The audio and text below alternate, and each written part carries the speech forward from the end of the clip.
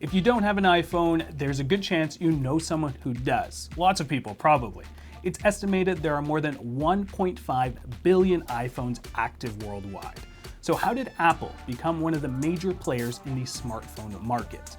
Well, after facing challenges building them on 3 continents, it turned its focus to China and ended up developing one of the most sophisticated supply chains in the world. In doing so, it also helped China strengthen its domestic electronics industry, with major consequences. So what does a stronger China mean for global trade, the tech race, and national security? And how do actions half a world away affect us here at home? Then, Ontario may not be able to compete industrially with a giant like China, but what about medium and small markets? Could solid industrial policy put us on the same playing field as, say, Nordic countries or South Korea? And for that matter, what is industrial policy anyways? Welcome to The Rundown.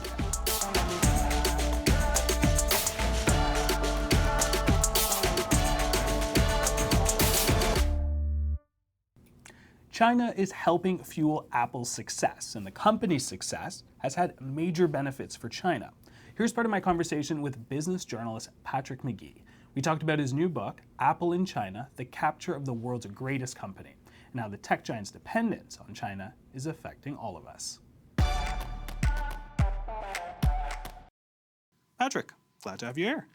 Thank you. My pleasure, Dan. Now, to me, and I think for a lot of people who are reading this book, this was the moment, sort of the grueling design process, the ID, the MD, the PD. They're not doctorates. This is sort of the, maybe break that down for us. What are those? You kind of build it as a pyramid. Yeah, there's a pyramid structure within Apple. So think of any product. The first team to sort of conceive of a product, what it's going to look like, what it's going to feel like, is industrial design. So famously in the golden age, that's led by Johnny Ive. That's the team that will say the iPod's going to be, unapologetically white with a chrome back, right? They sort of throw it over the fence to product design, or PD. You could think of this as a brilliant team of engineers who's trying to figure out how do we make one of these work? Where's the circuit board going to be? Where's the battery going to be? What else does it need? Then they throw it over to this team that had never really been written about before, called MD, or manufacturing design. Their idea is basically like, how do we actually build this thing? Who are our suppliers? Who are our contract manufacturers? And it's basically them that decide to go to Asia, really following the sort of flow of the entire computer industry. And then from within Asia over the years, you end up going to China. So there's this 7-year long march to China I talk about from 1996 to 2003. And as Apple's coming up with these brilliant designs, the thing that we've sort of forgotten about Apple is that if things are designed in a totally conceptually different way and for a different aesthetic and so forth, they're built in a different way to meet those standards. And the building of those things requires training. If you're assembling Dell computers, you don't have the training, the plastic injection molding skills, the metal stamping skills to create a translucent plastic computer. And so MD sends people over to Asia, literally by the plane load, to train up people to meet Apple's demanding qualities. And much later, when the iPhone becomes a big success, you're meeting their quality levels at astounding quantities as well. And when you combine Apple's zero tolerance for defects culture with the mind-boggling quantities that begin with the iPod mini and then extend through to the iPhone, you begin to understand that the sort of meet-cute moment before Apple and China get married ends up having these second-order, third-order impacts where Apple ends up being like a nation builder in China. All right, I want to actually take it back a little bit, because there's some great characters in there, and I want to talk about Terry, because there's a phone call that he makes that he essentially says he sees what Steve Jobs sees and says, I can fix this, essentially. And kind of help us understand, because before China, like you mentioned, there were other nations that were, used in sort of in the MD process, the manufacturing process. Why did Apple finally decide to move production to China? If you look at Terry, I see him as a similar mind as Steve Jobs. Yeah. It was kind of a perfect marriage in some way. So one of the best lines of the book was written by my wife. And the line is something like, the meeting of the minds between Johnny Ive and Steve Jobs made Apple products unique, but it was Tim Cook and Terry Guo who would make them ubiquitous. And so Terry Guo is the founder of Foxconn. 1974, founded in a place in Taiwan that translates to Dirt City in English. So Steve Jobs and Steve Wozniak are in a garage. Terry Guo's in a shed in Dirt City. So what's interesting is that he's Taiwanese. And Taiwan and China are at odds for decades until I believe it's 1987, where there's like a rapprochement, and Taiwanese businessmen are allowed to go to China for the first time and set up shop. And it ends up being this hugely consequential advent for China because they don't have any manufacturing expertise at the time. I mean, Mao has left the country in tatters. And so the thinking of Deng Xiaoping with reform and opening up is how about we lure in capital from Hong Kong, from Taiwan, from Japan. So we sort of make it easy in these zones like in Shenzhen for things to be built here. And then we'll sort of learn the skill sets and so forth to sort of give jobs and value and skill sets to our own people. And that just works like nothing's worked in history in a certain sense, right? I mean, you've had 4 decades of sense of double-digit growth in China, and the Taiwanese end up being totally instrumental to the high-end electronics world. And so Terry, the founder of Foxconn, just has a different strategy. He's more ambitious, and he latches on to the uniqueness of Apple really just better than anybody. I think he understands Apple before Apple understands Apple. Well, there's a scene in this book where Terry looks around a field, and he's with some Apple execs, and he says he's going to get a factory built here. But the Apple execs see what? An empty field. Yeah, this is John Rubinstein. So he's the podfather, right? Senior vice president at the time of hardware. Johnny Ive's boss. I mean, as high as you can go. He worked with Apple, Steve Jobs for 16 years. So Terry points out to an empty field basically full of garbage and says, here's your factory. And this is, I think, in like an April. And the iPod is supposed to be being built for the Christmas season. Pressure's on. He's panicking. I mean, he's literally having like an anxiety attack. But Terry basically understood, probably more than anybody else in China, just what China speed meant and how quickly they could come up with a factory. Well, I'm curious, how does the ability to just build a factory play into a country's sort of comparative advantage?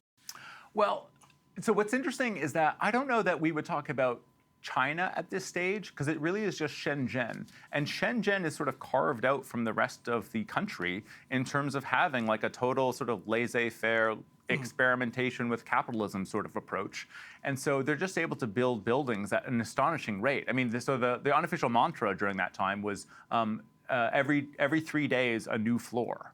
And so when you were building factories, that's how quickly you were doing things. I don't know what the standard is in Canada, but it's going to be a lot slower, right? And so the joke that John Rubinstein makes, really not a joke. I mean, it's just the reality is that they would build a factory at a time when you and I would still be doing the environmental paperwork.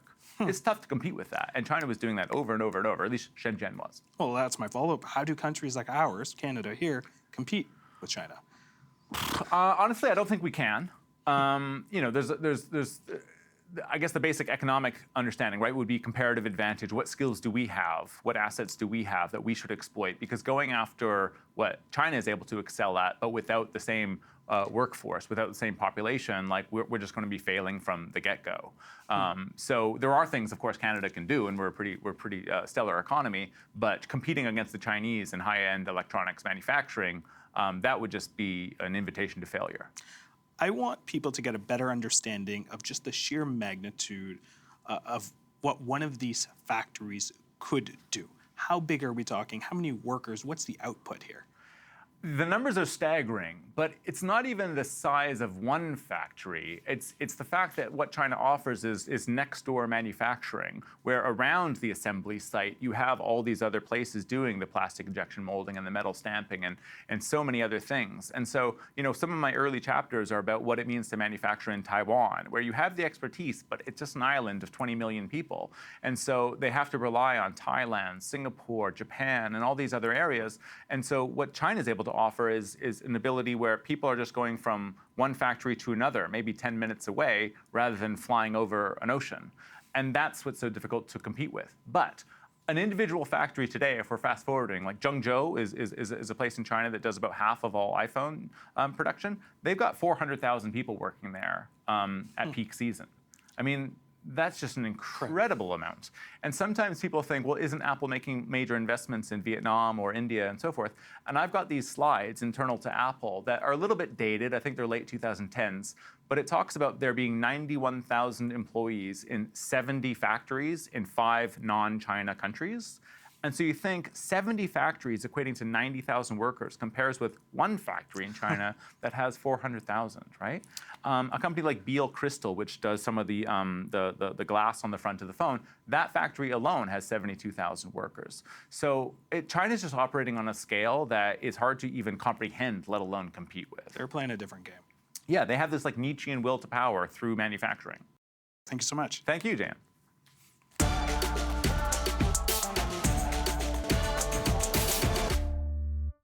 What do you think of when I say the words industrial policy? Kind of sounds like jargon, right? But it's actually way more than that. Industrial policy is basically a guide designed by government to help shape the economy so it works better. It's about encouraging innovation, boosting productivity, and helping the country or province grow. It used to relate mostly to manufacturing, but people talk about it now in terms of all kinds of sectors. We know the province is focusing on automotive, EVs, AI, and more, but could an industrial policy help us become more globally competitive? And could innovation drive it? I asked David Wolfe, Professor Emeritus of Political Science at the University of Toronto and co-director of the Innovation Policy Lab at the Munk School of Public Policy, and Stephany Lapierre, founder of and chief brand officer at Tealbook, a supply chain software startup. David, Stephany, welcome to the Rundown. How are you guys doing? Extremely well. Yeah, good. Thanks for having us. All right, David, now that we understand what industrial policy is, why is industrial policy important? We're living in a different era than we did in the 20th century, even the beginning of the 21st, and more countries are moving up the scale in terms of the complexity of the products they produce, the export markets they're penetrating into. And many of these countries have used industrial policy to get to where they are today. If we want to keep up or stay ahead, we need to use the same policy tools. Can you grade Canada in terms of its industrial policy when we take a bigger picture? Canada doesn't have an industrial policy, neither does Ontario, so it would be very hard to grade them. Ontario created an industrial policy framework in 1992 that I was involved with. To the best, it lasted 3 or 4 years. The next government got rid of it, and that's the last time we've tried to do anything on that kind of scale. All right, we'll get back to that. Stephany, you are the founder and chief brand officer of Tealbook. What does your company do? So I'm trying to simplify this. Yes, for the non-tech people. Yeah. So included. we're a data company, so we focus on data. And we were one of the first companies in Toronto to use AI to collect data on businesses. So what it means is if a company, an enterprise, buy goods and services, they're buying from companies. And there's a lot of information to collect from those companies to manage finance and supply chain and procurement and risk. But right now, they're usually asking those providers to put information into portals. And so our technology collects all the information. We've created a very high quality and credible foundation of 230 million verifiable businesses. And we're connected to countries' registry. So it's like if you're a business and you register with a government and get a tax ID number, we connect it to that. And that allows our customers to have a really good picture and all the information they need to do business with suppliers, to manage risk or optimize what they're spending money on, or decide if they're going to buy more locally, or trying to bring new suppliers from external. So procurement is the big sort of. So we've been focused on procurement, but data touches finance. It teaches like if you're in risk and compliance in a company, you need to understand your supplier base so that you can monitor risk much better. You can also ensure that you're reviewing those suppliers on a consistent basis. So data is really important. In finance, you're paying suppliers, so it's really important you're paying the right suppliers and you're not paying them twice. In supply chain, you need to understand the risk and the potential disruption to your business. So there's a lot of reasons why everyone in the company that touches third-party providers would need data. I imagine I'm hearing money here because I'm thinking for a lot of these companies, efficiency is important when you're thinking of the company itself, but the manufacturers. Tell me a little bit about sort of the importance of being an efficient company. Yeah, I mean, if you think just of the problem that we solve, we typically say that a company that has 6,000 suppliers, which for us it would be a small customer, and $1 billion in spend, which again would be a small customer, would be probably wasting about $8 to $10 million a year just managing data, because everyone's doing their own thing with the same suppliers and asking the same suppliers to come into different places, different doors in the company. And so that's just wasting a lot of time. And then there's no collective brain on who do we do business and where is this data stored that everyone can access. And so there's really limited visibility into like how do you optimize an enormous amount of dollars going through the company to improve your margins or drive more competitiveness from your supply base. Okay. David, we've come a long way with technology, as we can hear just from Tealbook's example there. What effect has the adoption of technology and AI had on industrial policy? It can be the object of industrial policy. The thing to remember about information technology over the last 20 to 30 years, and now AI, is that it's transforming virtually every industry, every sector of the economy. There's no sector, as Stephany's example makes really clear, there's no sector of the economy that's not touched by what technology can do and now what AI is doing. We've had policies to support research on AI. We've had policies to support training students to learn AI, to program in AI. But we haven't had an effective policy to diffuse AI out into the broader economy. We haven't had that at the federal level. We haven't had it at the provincial level. The feds are currently touting their $2 billion spend to buy more compute power for companies to use AI. Individual U.S. companies are spending, OpenAI, NVIDIA, these companies are spending $50 billion a year on their compute power. What we have from the governments is minuscule. Stephany, on that note, the Ontario government has made investments in AI and innovation. In your view, is there enough support to ensure industries like yours can remain competitive? I'm going to be trying to be political. So we were involved in some of the programs that the government had put in place around, like Scale AI was a big investment with millions and millions of dollars. We didn't benefit from it. The complexity of navigating the program was so challenging, and there was no real commercial value. So as a startup company, what you have time, you don't have a lot of time, and money runs out, and so you need to focus your effort on winning customers. And when you add all these layers of complexity and who owns the IP and how can you commercialize the asset, and that's unsure, then it's losing its purpose and it doesn't benefit startup companies like ours. We benefit from programs like SHRED that gives us tax benefit from investing in technology, but it's not necessarily specific to AI. And although we are an AI company based in Toronto, it's been very difficult to get funding and unnecessary difficult, I would say, even though there are programs. What about the private sector in terms of funding?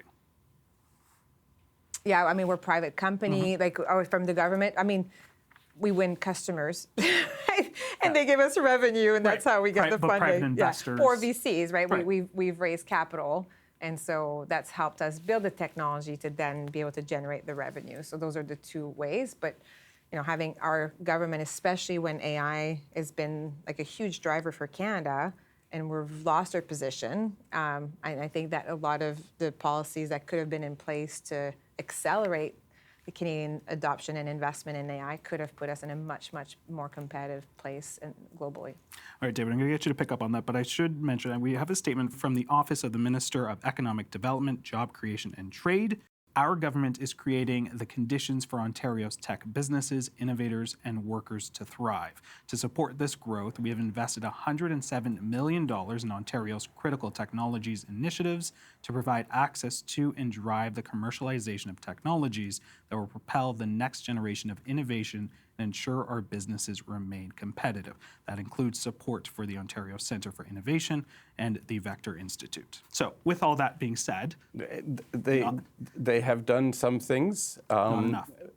Not enough. But the question is, do they have a strategy? Do they have a strategy that everyone understands, that all of the firms in the relevant sectors understand? Is it a strategy that's been based on input from those firms? The economists, policy experts who study these things differentiate between old industrial policy, which was all top-down, government-directed, and new industrial policy, which is much more participatory, collaborative, that involves the firms in the sectors that are going to be affected by the policies in helping design and implement them. We don't do that. in this country, and we certainly don't do it in this province. And a lot of what we do is very reactive. A company will say, well, we're interested in investing in Ontario, can you help us? And then the government will put together a package of support, particularly in the automotive, but occasionally in other sectors as well. But we don't lay out a strategy. Is there a difference in laying out a strategy or writing that strategy down on paper? Is there a difference in having it on paper? Well, it doesn't matter whether it's on paper or whether it's digital. It needs to be communicated to the people you want to attract and grow in this jurisdiction. The other thing that industrial policy does that one-off individual policies don't do, it looks at what we call the policy mix. That is, what is the broad spectrum of policy instruments that the government has available to it: tax policy, direct spending, regulatory policy, procurement, and how do you put together that mix of policies to deliver the maximum benefit to the companies that you're trying to grow in Ontario? All right. With that being said, let's take a broader look. Are there any international markets that we can compete with? We can't compete head-to-head with China. We can't compete in head-to-head with the U.S. because of our size, because of the size of our companies. What we can do is target niche markets where we develop specific expertise, which is exactly what Stephany is doing, and there are other software companies in Canada and Ontario that are doing the same thing. And we need to focus on those niches where we have distinctive research expertise that companies can take and deploy. And then we need to look at the mix of policy instruments that we can mobilize to give those companies the support they need to penetrate those international markets. Because simply put, Canada's market is too small to grow, an international technology company to scale. Can you give us an example? Countries where we can, examples, yeah. We can be selling to Europe, we can be selling into the U.S., we can be selling to parts of East Asia. We certainly can be selling a lot more to India than we do. India's, probably the largest population in the world now, so one of the largest markets. Our foreign relations with India have not been the best for the last few years, but I believe the government is working hard to rectify that. That would be a huge market for us. Stephany, what do companies like yours, that we talk about the niche markets, the smaller markets, what does your company need to remain competitive? Customers. That's the only thing that matters, right? My view is there's a lot of, obviously we have to raise capital. In my case, this was a big investment in the tech. So we've raised about 70 million USD. Oh, wow. And so we need to raise the capital, but the proof points come if there's a fit and you're building a technology that's solving a real problem. You win customers. The customers are paying you money. They give you feedback. You build better product that attracts more customers. That gives you money.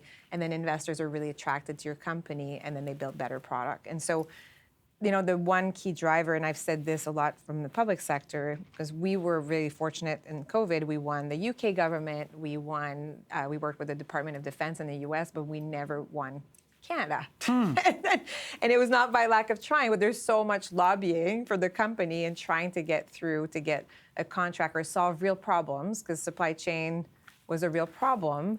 And we were in the UK able to set them up within 48 hours with 60,000 manufacturers of PPEs, ISO certified, with the history of how long they've been in business, with their contact information. And so they could start, going from being in the front of the paper, buying PPEs from random companies, to actually making sure that they were buying, companies that met standards. Right. And we tried to advocate to get Canada to look at us as an opportunity to start looking for goods and services, and either locally or outside Canada, and it was impossible to work with our government. And so there's so much, effort you want to put in. I'm better off, winning the Kraft Heinz of this world and the, Goldman Sachs of this world versus trying to knock on a door that makes it very difficult for tech companies to work with its government. Okay, we'll come back to that. David? Can I just follow up on Stephany's point? Because we've interviewed tons of technology companies in Ontario. And Stephany's story is one that I hear over and over again, okay? We do not, so in my field of study, we differentiate between supply-side industrial policies and demand-side industrial policies. And one of the most valuable for companies, for startup and scale-up companies, is government procurement. We hear it over and over again, When I go into an international market, the first question they ask me is, well, who are you selling to in your home country, including your governments, or your telcos, or your banks? And I hear the story over and over again that these companies have to make their first sale internationally before they can get anyone in Canada to pay attention, and getting their governments to purchase. And by governments, we don't just mean the actual government. In Ontario, we mean the whole college, university, hospital, social services, municipal sector as well. Crown corporations. Those are huge purchasers, the crown corporations. Those are enormous markets. And if we could leverage their purchasing power to support companies like Stephany's, we'd be a long way down the road towards having an effective industrial policy. Well, we know we're in a time right now where the sentiment has sort of changed, where there is, elbows up, buy local. And I want to stick with you, David, the Buy Ontario Act for procurement. Is this the right move to support? It's a step in the right direction, but if it just applies to the Ontario government, it doesn't apply to the broader public sector in Ontario. If it is, say, targeted to housing, that's great, or targeted to infrastructure. But if it's not targeted to all sorts of technology products that the government itself is using or that the broader public sector is using, then it's only, a first step towards where we need to go. And just to add to that, we were talking about the best way to drive behavior and change is through policies. And we've seen, in the US, for example, and I know there's a love and hate relationship right now, but a good example is that companies are driven to buy local or buy from minority-owned businesses due to tax incentive, for example. Or we have customers who have venture debt attached with an interest rate depending on how much money they're spending with minority-owned business and local businesses. So these are data points and report that they have to provide to their board level, to their shareholders. So it does drive change. But if you don't have that, it's just a sentiment that's Buy Canada because we're Canadian. It doesn't drive change in the way say, hey, we will give you tax incentive, or we will give you some reduction in some of your venture debt so that you can to drive change. And so that's how I think we could enforce change. David, you get the last word here. Okay, so we've interviewed over 100 companies in Ontario that are trying to scale. So they're at probably the same stage that Stephany's company is. They're out of the gate, they're past startup, they want to grow, they want to expand into international markets. And we ask them, what do you need in terms of policy support to help you scale, to penetrate those global markets? It's the same three things over and over again. Access to capital, access to talent, access to markets. We have bits and pieces, both federally and provincially, on all of them, but we don't have nearly enough. And where in Ontario, last word right now, is really deficient is the access to talent part. Ontario is spending the least amount per capita on its post-secondary education system. It's the students from that system that are going to go feed Stephany's company and companies like hers. And if we can't prioritize the talent pipeline for those technology companies, we're going to have an even bigger problem 5-10 years down the road. All right, we are going to have to leave it there. Stephany, David, I really appreciate it. Thank you so much for your insights. Yeah, thank you.